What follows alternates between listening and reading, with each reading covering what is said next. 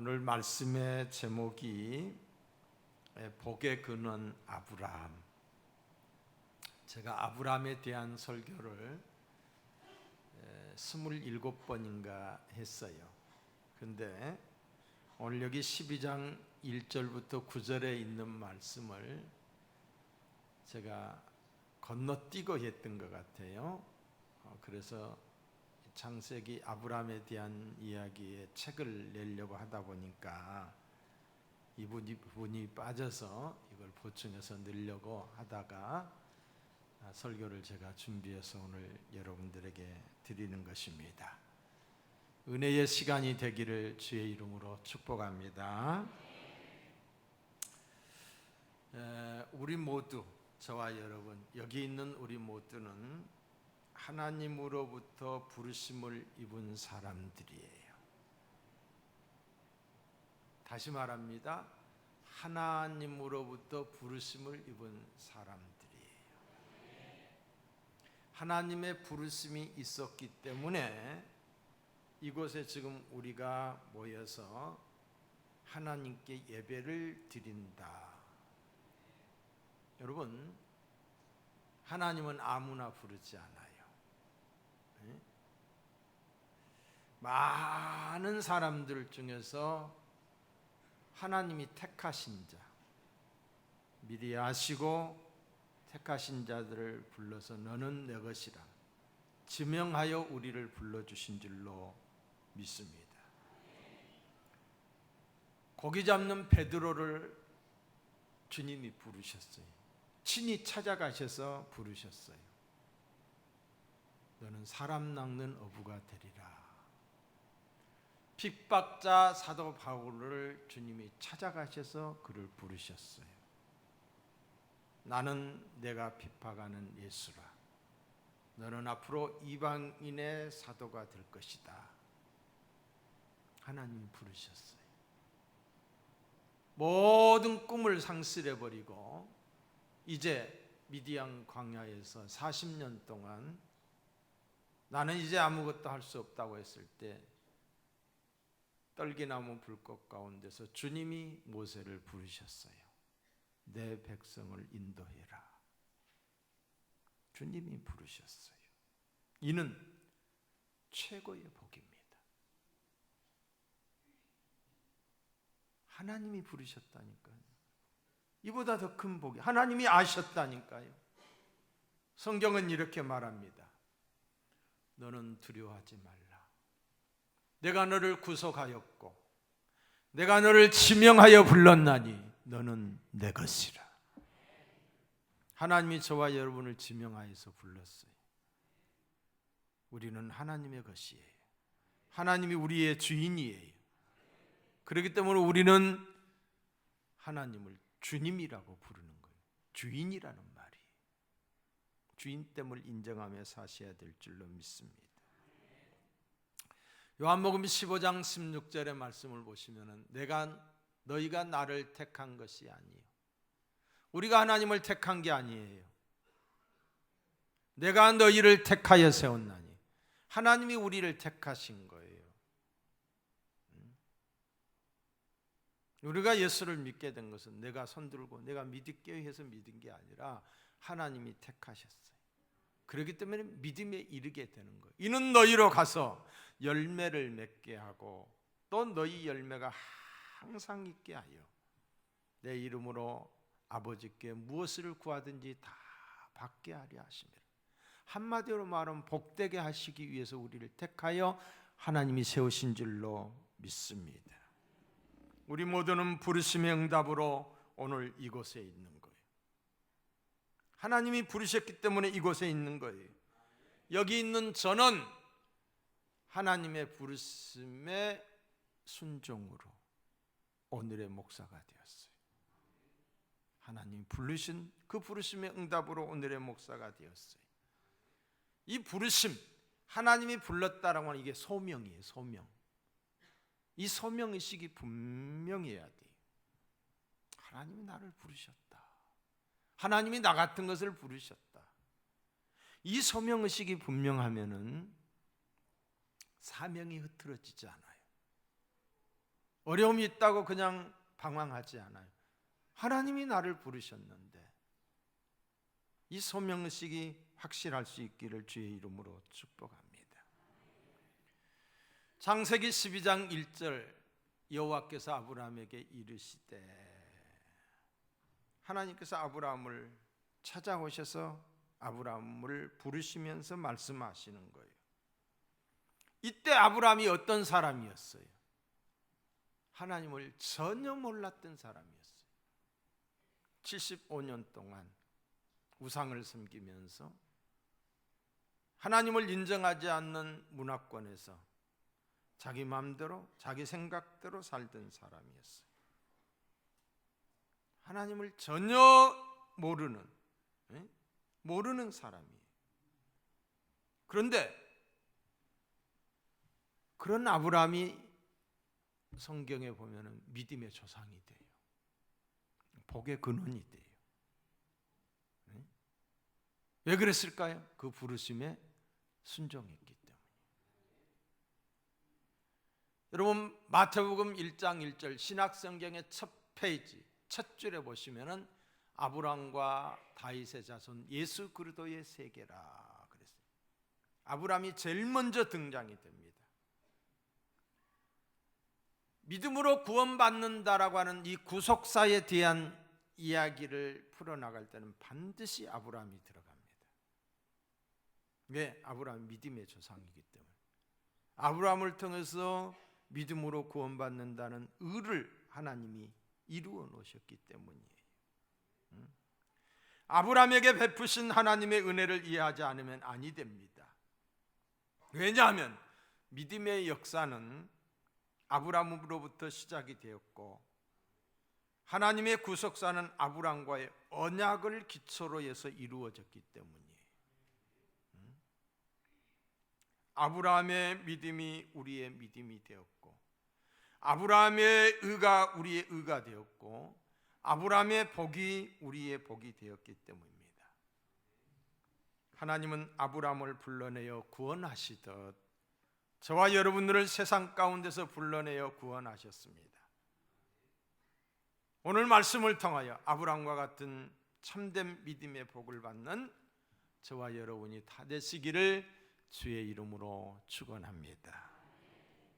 자, 12장 1절을 보시면은 부르신 하나님께서 아브라함에게 명령을 하십니다.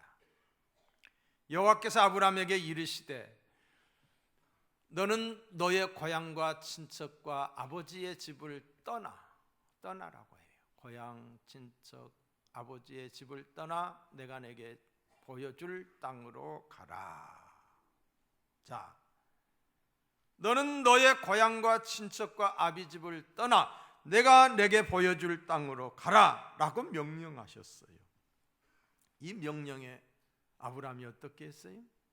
4절에 보시면 그 답이 나와 있습니다. 이에 아브라함이 여호와의 말씀을 쫓아갔고 하나님의 말씀이 임했는데 그 말씀을 따라갔다, 이 말씀에 순종했다 이 말이에요. 명령으로 임한 말씀에 순종한 거예요. 여러분, 성경은 하나님의 법전입니다. 세상 모든 법의 모법은 성경입니다. 세상 모든 법의 모법은 성경이에요. 성경이 가장 오래된 법전이거든요. 이 하나님의 법에 의하면은 하라, 하지 말라, 하면 안 된다, 선악을 알게 하는 나무의 열매를 따먹지 말라, 이게 명령이에요. 순종하면 복을 받고 불순종하면 그게 죄예요. 여러분, 성경에 내 부모를 공경하라, 이게 명령이에요. 이 명령에 순종하는 것이 복을 받는 거예요. 또한 성경은, 이 성경 안에 뭐가 있느냐? 우리를 향한 하나님의 일방적인 약속이 기록이 되어 있어요. 수도 없이 많은 약속이 기록이 되어 있어요. 구하라 그러면 너희에게 주실 것이다, 이것도 약속이에요. 너는 내게 부르짖으라 내가 내게 응답하겠다. 나의 집에 양식이 있게 하고 내가 하늘 문을 열고 너에게 복을 쌓을 것이 없도록 붙지 아니하나 보라. 이것도 약속이에요. 이 약속의 말씀을 붙들고 이해가 되지 않지만은 때로는 긍정할 수 없는 그런 상황이라 할지라도 하나님의 약속의 말씀이 있기 때문에 이 약속의 말씀을 붙들고 인내하고 소망하고 그럼에도 불구하고 기다리는 것, 이게 믿음이에요.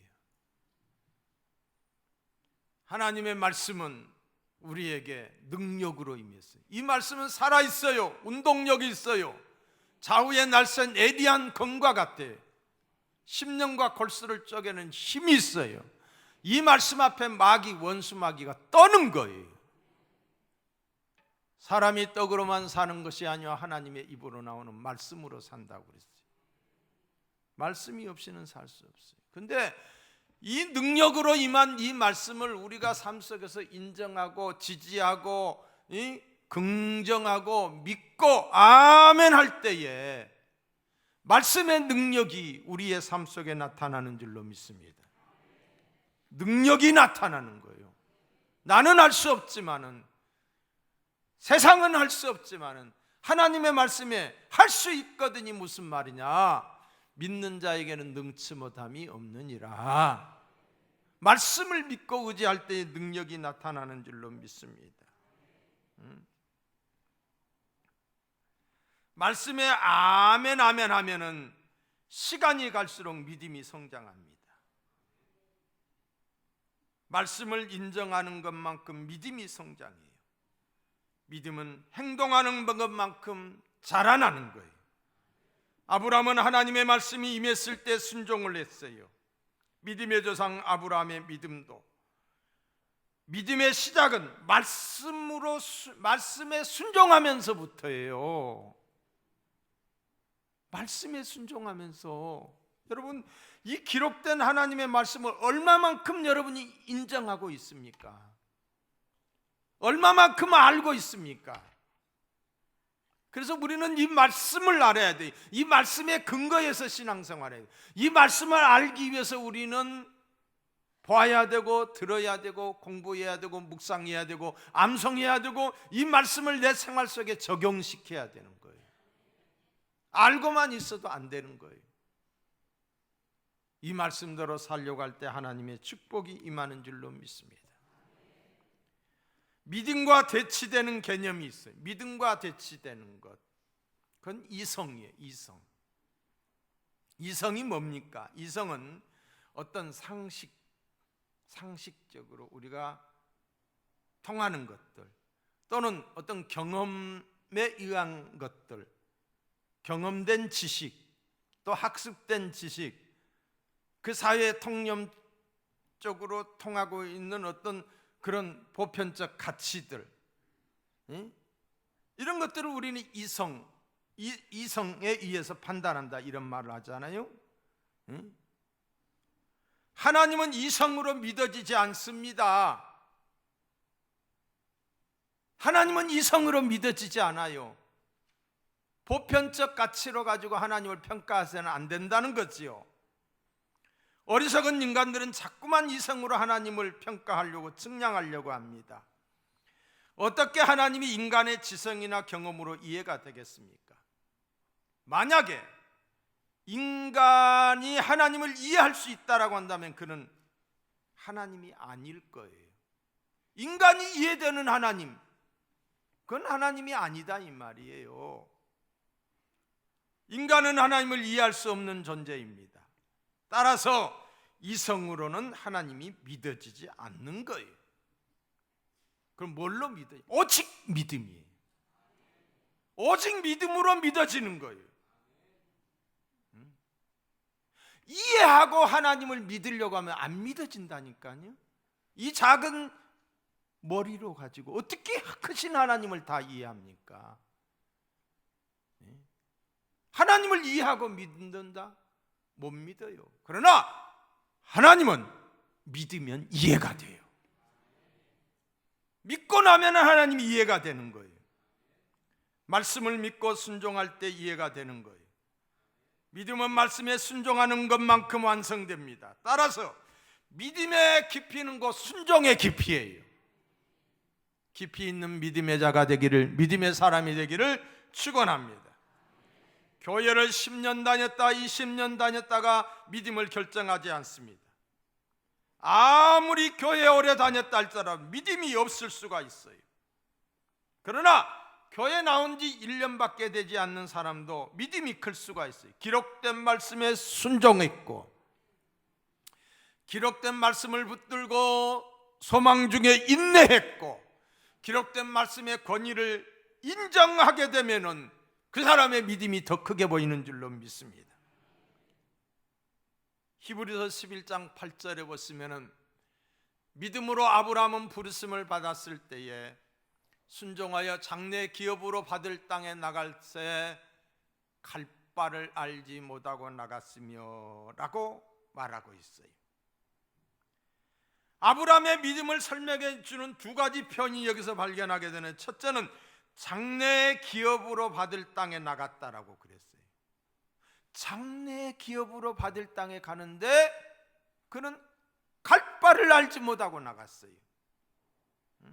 현재 받을 보상이 아니라 장래 받을 약속을 바라보고 나갔다는 거예요. 또 하나는 갈 바를 알지 못하고 나갔다는 말이 현실에 근거하지 않고, 사실에 근거하지 않고 말씀을 붙잡았다는 거예요. 사실은 아니지만은 말씀 붙들고 말씀이 가라고 하니까 말씀대로 순종했다. 믿음이 무엇일까요? 히브리서 기자는 이렇게 정의하고 있습니다. 믿음은 바라는 것들의 실상이요 보이지 않는 것들의 증거니 선진들이 이로써 증거를 얻어내라. 바라는 것들의 실상. 지금 현재는 아니에요. 그런데 내가 바라는 것이 있어요. 내 자식의 모습은 지금 이 정도인데 내가 바라는 것이 있어요. 그 바라는 것의 실상이 믿음이에요. 보지 못하는 것들의 증거예요. 아브라함은 갈 바를 알지 못하고 갔습니다. 어디로 가는지 모릅니다. 부산으로 가라고 했으면 확실하게 그곳을 가면 될 거 아니에요. 그러나 하나님은 그냥 가라고 하십니다. 그런데 순종했어요. 이것이 믿음이에요. 계산해서 떨어지는 게 아니에요. 하나님의 말씀이니까 그냥 간 거예요. 여기에 기적이 있는 거예요. 여기에. 저는 여러분에게 이 믿음이 있기를 축원합니다. 하나님을 신뢰하는 믿음, 하나님께서 나를 선하고 의롭고 영광스러운 삶으로 인도해 주신다는 믿음. 지금은 어렵고 힘들지만은 합력하여 선을 이루시고 최후의 승리의 면류관을 내게 씌워줄 것을 믿는 믿음. 이 믿음이 여러분에게 있어지기를 주님의 이름으로 축원합니다. 12장 1절을 다시 봅니다. 여호와께서 아브라함에게 이르시되 너는 너의 고향과 친척과 아버지의 집을 떠나 내가 내게 보여줄 땅으로 가라. 첫 번째가 고향을 떠나라는 거예요. 고향, 본토를 떠나는 거예요. 이곳에서 몇 년을 살았어요? 75년을 살았어요. 삶의 터전이 이루어졌어요. 생계의 터전이 그곳에 이루어졌어요. 정이 들었어요. 부모, 형제, 일가, 친척, 친구들이 있는 곳이에요. 그런데 이곳을 떠나라는 거예요. 여러분, 우리 모두는 하나님의 부르심을 받아 예수 믿게 되는 순간부터 이 본토를 떠나는 작업이 시작이 됩니다. 여기서 고향을 떠나라는 영적인 의미는 단순히 고향을 떠나라는 어떤 장소적 의미를 말하는 것만이 아니라는 거예요. 그 장소에 문제가 있어서가 아니고 그것에 하나님이 없기 때문이에요. 하나님을 잃어버린, 하나님이 없는 우상숭배와 죄악의 도시, 세상적 가치관과 옛 사고방식으로 여전히 살아야만 하는 그곳. 아브라함이 살던 갈대아 우르가 어느 곳입니까? 니무르시 그곳에 신할 평지에 바벨탑을 쌓았던 것이 바로 이곳이에요. 여신을 섬기는 우상 숭배의 중심지, 하나님을 경배하지 않는 어둠의 땅이에요. 오늘날로 말하면 돈과 권력과 쾌락과 물질을 추구하는 것이 하나님이 인정되지 않는 것이에요. 하나님보다 돈을 더 사랑하고 명예와 권력을 더 추구하고 육체의 쾌락과 욕망을 즐기는 일에 더 많은 관심이 집중되는 것이 어리석은 교만과 하나님을 거역하는 불신이 사람들의 마음을 지배하고 있는 것이 바로 이 아브라함이 살았던 본토예요. 아브라함이 살았던 갈대아 우르예요. 사랑하는 성도 여러분, 우리는 천성을 향해 길을 떠난 순례자예요. 나그네 인생길이에요. 이 세상은 우리의 영원한 고향이 아닙니다. 떠나는 것이 믿음의 시작이고 구원으로의 출발입니다. 처음 예수 믿는 분들에게 걸리는 것들이 참 많이 있지요. 걸리는 것들이 많아요. 예수를 잘 믿어보고 싶지만은 너무도 많은 미련이 있어요. 발목을 잡는 수많은 유혹도래과 시험이 있습니다. 그래서 적당한 거리를 유지하며 적당한 믿음을 가지고 예수를 믿으려고 합니다. 그러나 그것은 결코 지혜로운 삶이 아닙니다. 한 발은 교회에 한 발은 세상에, 정함이 없는 믿음이에요. 하나님께 속한 것과 세상에 속한 것은 서로가 조화를 이룰 수가 없습니다. 기독교와 공산주의는 공존할 수 없듯이 말입니다. 기독교와 공산주의는 함께 할 수 없는 거예요. 적당히 타협하여 공존할 수 있는 중간지대란 존재하지 않습니다. 신앙은 선택이고 결단입니다. 내가 하나님의 편인지 아니면 세상에 속한 마귀의 편인지를 분명히 고백하고 결단하며 사셔야 될 줄로 믿습니다. 그래서 고향을 떠나라고 한 거예요. 여러분, 저는 어제 그제 아주 기뻤어요. 하나님이 내 기도를 응답해 주시는구나. 하나님이 하나님의 방법으로 하셔야 되는구나. 인간적 방법으로 안 되는구나. 그런 걸 제가 막 직감적으로 느껴지는 거예요. 여러분, 동양대학교의 최성애 교수님, 총장님, 그분은 목사입니다. 목사라고 하는 것 때문에 내가 기뻐한 거예요. 목사가 했다고 하는 것 때문에. 그분이 어떤 분이셔요? 70년대, 80년대 민주화 운동을 하셨던 분이에요. 그래서 숨어 들어간 것이 바로 교회였어요. 영등포에 있는 영등포교회 방지일 목사님이 하던 교회예요. 그곳에 들어가서 있으면서 그곳에서 은혜를 받아요. 그리고 기독교인이 돼요. 그리고 미국으로 유학을 가게 되죠. 미국에서 세 가지를 전공을 해요. 이분은 한국 언론회, 한국 언론회 거기에 이사예요. 저도 이사예요. 이따금 저도 같이 만나요. 그런데 이분이 신분이 목사님이셔요. 목사님. 근데 방지일 목사님을 통해서 은혜를 받고 난 다음에 기독교인이 돼요. 그럼 미국에 가가지고 신학도 전공을 해가지고 목사 안수까지 다 받아요. 이분의 아들이 이제 미국에서 태어났으니까 미국 국적이 있는 거예요. 그런데 나이가 되었을 때에 골드만삭스, 유대인들이 운영하는 그 세계 최대의 금융회사인 그곳에 취직이 돼요. 그런데 그걸 다 버리고 대한민국에 와서 국방의 의무를 감당을 해요. 안 해도 되는데 말도 잘 통하지 않는 한국에 와가지고 얻어 터져가면서 해병대 쫄병으로 들어가서 군생활을 해요.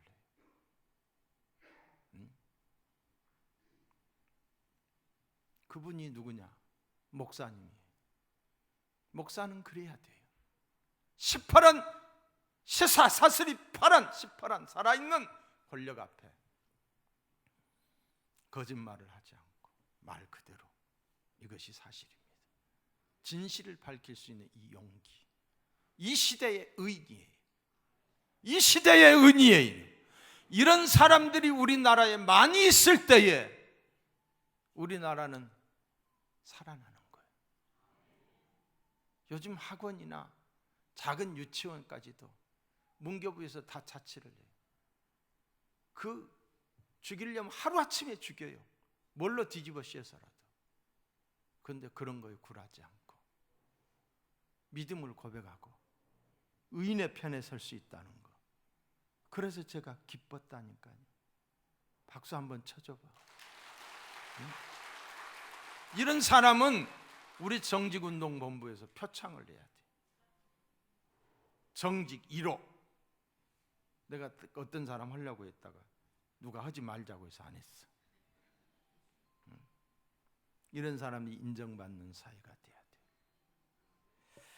두 번째로 친척을 떠나라고, 아비집을 떠나라고 그랬어요. 여기서 친척이란 부모, 형제, 일가, 삼촌, 이모, 고모를 이런 인간관계를 말하는 것이 아닙니다. 하나님을 진실하게 섬기지 못하도록 방해하는 모든 불신앙의 부정적 끈을 끊어버리라는 거예요. 인간 중심의 생활이 아니라 하나님 중심의 생활의 변화를 의미하는 거예요. 우리가 예수를 영접하고 믿음으로 살기 시작할 때에 장애가 되는 요소들을 우리로 하여금 힘들게 하는 것들이 먼 데 있는 게 아니에요. 아주 가까운 데 있어요. 때로는 가족이, 때로는 친구가, 때로는 이웃이 이로 인하여 믿음에 참된 결정을 하는데 장애를 받습니다. 거기에 얽매여 주의를 지키는 날보다 빠지는 날이 더 많고 그것 때문에 고민해야 하고 힘들어합니다. 가족과 친척과 친구들의 어떤 인정의 끈을 끊지 못해서 끌려가는 주위 사람들의 어떤 눈총,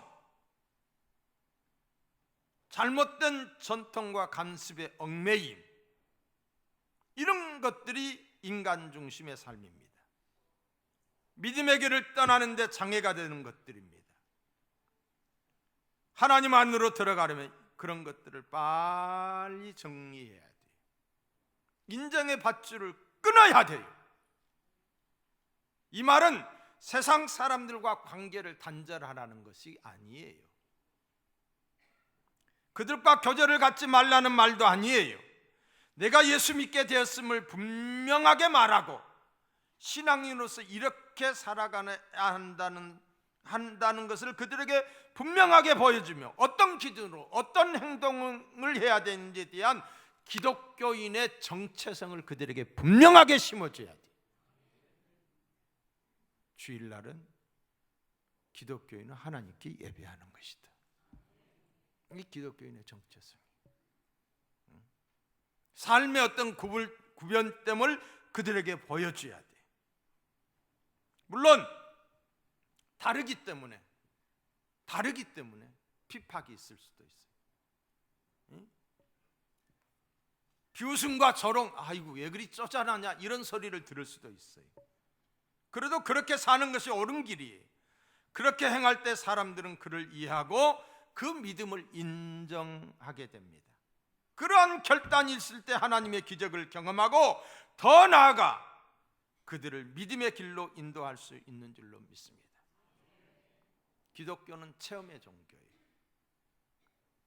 하나님 살아계시. 할렐루야.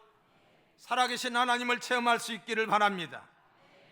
체험하고 경험하기 위해서는 결단하는 믿음이 있어야 된다는 거예요. 끊을 것 끊을 줄 알아야 돼요. 벗을 것 벗어야 돼요. 수많은 친목단체나 동호회를 다 쫓아다니면서 어떻게 믿음의 길을 갈 수가 있습니까? 다니엘과 같이 뜻을 정한 인생이 돼야 돼. 나는 이제는 그렇게 살지 않을 거야. 여기에 하나님의 역사가 있는 줄로 믿습니다. 어제 우리 친구 목사하고 전화를 했어요. 우리 고등학교 친구인데 우리 교회에서 돕고 있는 목포에 있는 교회예요. 우리 교회에서 한 20년 도운 것 같아요. 근데 교회가 그렇게 아주 진실하고 아주 참 괜찮은 목사야. 학교 다닐 때도 뭐 의리가 있었어요. 그런데 여전히 의리가 있어요.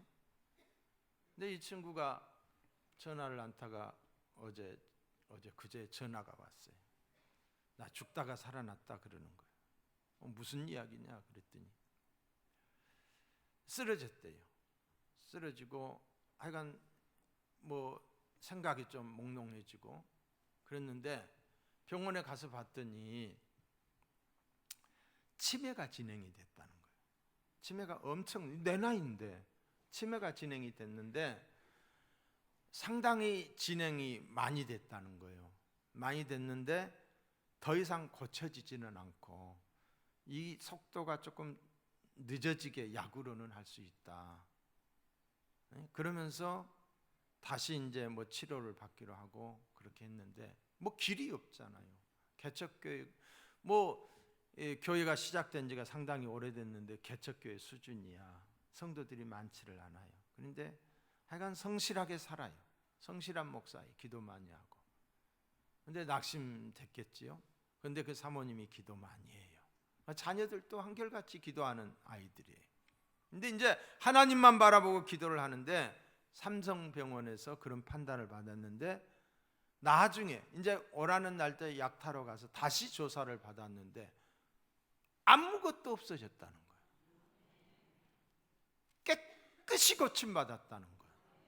누가 하셨어요? 하나님이 하신 거예요. 내가 영광, 할렐루야.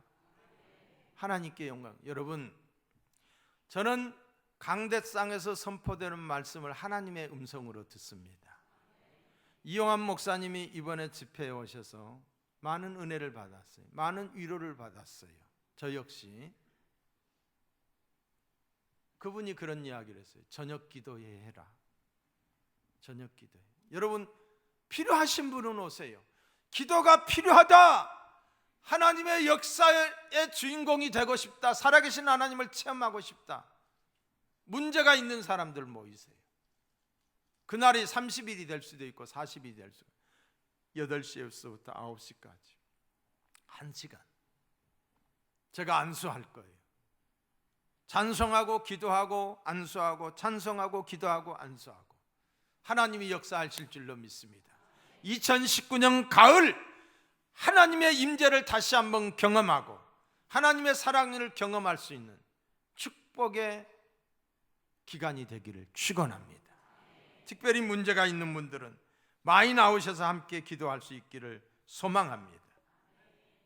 복받을 사람은 하나님의 말씀을 따라가야 합니다. 오늘 우리가 지금 가야 할 것은 하나님의 말씀에 순종하는 거예요. 하나님은 말씀으로 우주를 창조하셨습니다. 그 말씀이 육신을 입고 오신 이가 예수 그리스도이십니다. 예수님은 지금도 말씀을 통하여 계시하고 계십니다. 말씀은 신앙생활의 기준이에요. 우리가 말씀대로 하나님의 말씀대로 신앙생활을 하면 복을 받습니다. 복을 받습니다. 말씀대로 살면은 복을 받습니다. 시편 1편에 보시면은 복 있는 사람은 악인의 꾀를 따르지 아니하며 죄인의 길에 서지 아니하며 오만한 자의 자리에 앉지 아니하고 오직 여호와의 율법을 즐거워하여 그 율법을 주야로 묵상하는 자로다. 할렐루야. 복 있는 사람은 오직 하나님의 말씀만 따라갑니다. 힘들고 어려워도 말씀만 따라가면은 하나님의 인도하심이 있습니다. 크고 놀라운 축복이 약속되어 있습니다. 여러분, 우리는 구원받은 하나님의 백성, 하나님의 자녀입니다. 하나님의 자녀는 하나님이 주시는 복을 누리며 살아야 합니다. 그러기 위해서는 복이 무엇인지를 알아야 하고 그 복을 사모해야 돼요. 그래야만 누릴 수 있기 때문에 아브라함에게 하나님이 말씀하셨어요. 너는 복이 될지라 그랬어요. 너는 복이 될지라. 이 말씀은 약속이에요. 하나님의 약속이에요. 너는 복이 될지라. 뭘 요구하시고? 순종을 요구하시고 떠나라. 그러면 너는 복이 될지라. 쉽게 말하면 너는 복덩어리다 이 말이에요. 우리 모두가 복덩어리가 되기를 축원합니다. 하나님은 아브라함을 복 자체로 만들어 주시겠다는 약속의 말씀입니다. 누구든지 아브라함에게 주신 약속을 믿는 사람은 복을 받고 구원을 받고, 불신하는 자는 구원을 받지 못해요. 아브라함에게 주신 믿음을 내 믿음으로 받아들인다는 복이 있는 거예요.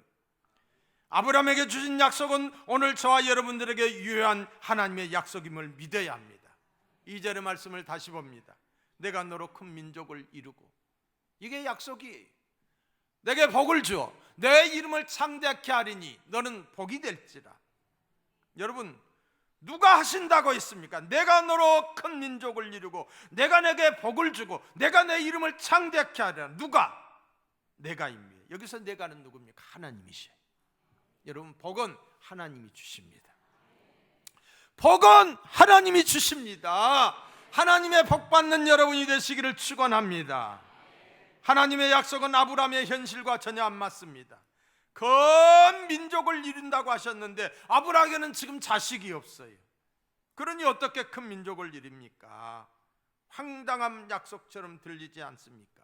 그런데 결과는 어떻습니까? 지금 이 자리에 있는 우리 모두는 아브라함을 알고 있어요. 아브라함을 우리의 믿음의 조상이라고 고백하고 있어요. 누가 한 것입니까? 하나님이 하신 거예요. 하나님이. 천주교인들도 다 아브라함이 지그들 믿음의 조상이라고 그래요. 이슬람 교인들도 다 아브라함을 지그들의 믿음의 조상이라고 그래요. 우리 기독교만이 아니에요. 우리 하나님은 약속한 것을 반드시 이루시는 분이셔요. 여러분, 무엇이 복입니까? 뭐 편안한 삶, 물질의 복, 건강의 복, 자녀의 복, 형통, 물론 복입니다. 그렇죠. 엄밀히 말하면 이런 것은 복의 껍데기에 불과해요. 복은 사람 자체가 복입니다. 하나님은 사람 자체를 복으로 만드셨어요. 그러기에 사람이 사람다우면 그게 복이고, 그런 사람을 만나면 복을 누리게 되는 줄로 믿습니다. 예수님을 믿는 것도 복이지만 예수님 자체가 복이에요. 하나님은 우리 자체를 하나님이 복으로 만드셨습니다. 그러기에 나라는 존재가 복이 되어야 돼요. 내 속에 예수님이 계시면 됩니다. 그래서 세상 사람들이 나를 만나면 복을 누려야 돼요. 나를 통해서 복이 흘러가야 돼요. 내가 받은 구원이 그들에게도 있어져야 돼요. 하나님이 우리를 복덩으로 만들었습니다.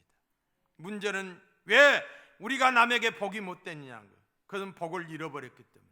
내 속에 예수님이 없으면 내가 복이 될 수가 없어요. 내 속에 예수님이 계시면 나를 만나는 모든 사람이 복을 누리게 되는 거예요. 여러분 주변 사람들을 보세요. 여러분 때문에 복을 받은 사람이 있나요? 여러분 때문에 구원받은 사람이 있나요? 그러면 여러분이 복 있는 사람이요. 그러나 여러분 주위의 사람들을 통해 복을 누리지 못하고 있다면 내 신앙생활을 점검해 봐야 돼요. 축복의 통로가 되기를, 복 있는 사람이 되기를 축원합니다. 인간의 행복은 경제가 가져다는 곳에 결코 있지 않습니다. 경제의 풍요로움에 결코 있지 않습니다. 왜? 인간의 욕심은 그 어떤 것도 다 채울 수 없기 때문에. 아무리 좋은 차를 타고 다녀봐요. 며칠 타면 그게 흥미없어요. 더 좋은 것을 요구하는 거예요. 거기에 만족이 없어요. 인간의 욕심은 채울 수가 없어요. 끝이 없어요. 아무리 잘 살아도 만족하지 않아요. 만족할 것 같아요? 만족하지 않아요. 세상에 그 정도 되면은 뭐 때문에 거짓말을 해요? 뭐 때문에 그렇게 해요? 만족이 없어요. 어떻게 그렇게 해요? 끊임없이 새로운 제도와 새로운 시스템을 만들어도 사람은 절대로 만족하지 않고 도리어 원망불평이 있어요. 아무리 좋은 시스템이 있어도 금방 실증 느끼고요. 우리나라 잘 살아요. 우리나라 엄청 잘 살아요. 근데 만족하나요? 만족하지 않아요. 오히려 자살하는 사람은 더 많아져요. 선진국가들이 잘 사는 나라들이잖아요. 근데 행복지수가 낮아요. 가난한 나라에 비하면 자살률이 낮아야 될 텐데 왜 그럴까요? 그곳에 행복이 없기 때문이에요. 아무리 좋은 제도가 만들어져도 사람 자체가 복이 되지 않으면 복된 세상이 될 수가 없어요. 복지 제도가 사람을 행복하게 못하는 거예요. 아무리 우리나라가 복지 사회가 돼도 행복하지 않다니까요. 내가 예수 안에 있어야 돼요. 여러분, 하나님이 우리에게 너는 복이 될지라고 하셨어요. 살아계신 하나님이 나 같은 사람의 너는 복이 될지어다. 나는 복입니다. 우리는 복덩어리입니다. 내가 복이 되면 가족들이 복을 누릴 것이고, 내가 복이 되면 자녀들도 복이 됩니다. 내가 복이 되면 우리 교회가 복된 교회가 되고 이 민족을 살리는 교회. 복이 되는 게 뭐냐? 예수 그리스도를 나의 구주로 삼고 그분의 말씀을 두렵고 떨림으로 항상 순종하고 인정하고 말씀대로 살려고 말씀 인정하는 삶을 살 때에 복 있는 사람이 되는 줄로 믿습니다. 우리 모두가 복덩어리가 되기를 주의 이름으로 축원합니다.